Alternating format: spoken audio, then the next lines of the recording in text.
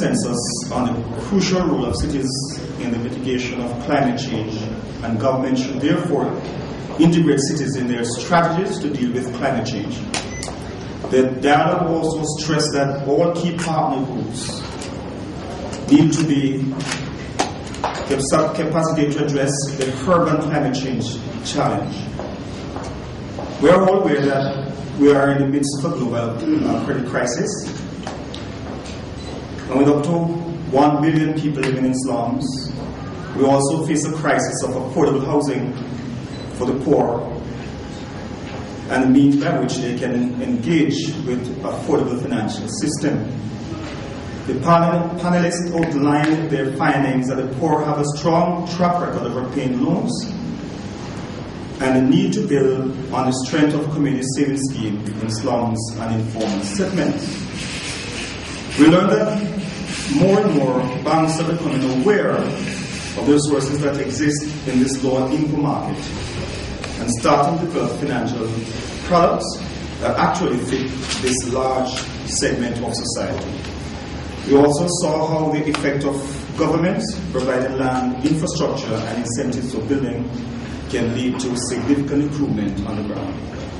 There are calls for improvement at all levels, from grassroots action to the development of appropriate policies to international support for leveraging financing.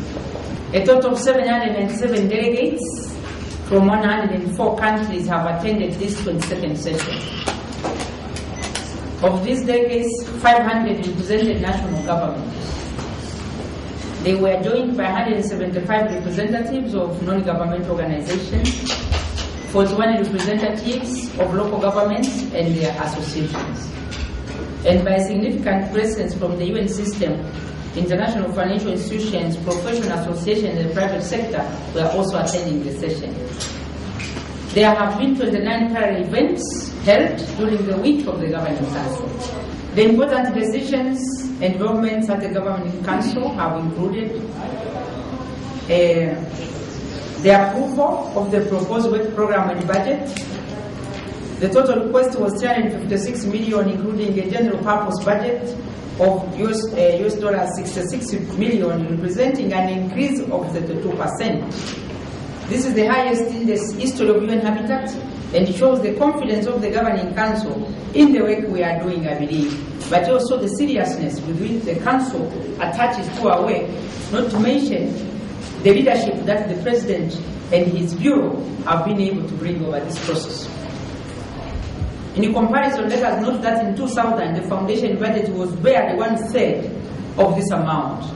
So really, this has been a very significant shift over the years, and this goes without, this needs to be underscored, because I think the future for UNAPTAT was quite clear. In terms of the work program, there was general consensus that the medium-term strategic and institutional plan being well implemented, and that we should continue on our own work. And this was encouraging for me and my staff. We have seen a number of resolutions which are to come under the hammer this afternoon. You are welcome to come and listen to the conclusions directly. Amongst the landmark resolutions are the ones to do with affordable housing finance and climate change, which will also be submitting the report to the General Assembly. This will be made available, but in essence, they encourage Habitat to proceed with its work in this field. A particularly important resolution for me is the one that is being tabled this afternoon on human settlements development in the occupied Palestinian territories. This is an important development, and this resolution is coming under the patronage of the President's resolution, and I can only assure you that the skill with which he negotiated it has been able to save a lot of time and bring economic gains, because member states negotiated quietly behind the scenes to broker this consensus, which then paves the way for our continued work in the Palestinian territory.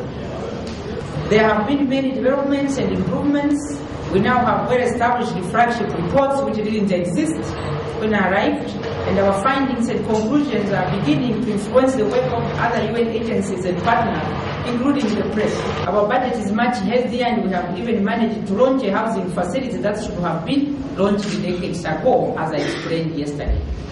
All in all, it has been a wonderful few years for me at UN Habitat, and I hope that UN Habitat will go from strength to strength.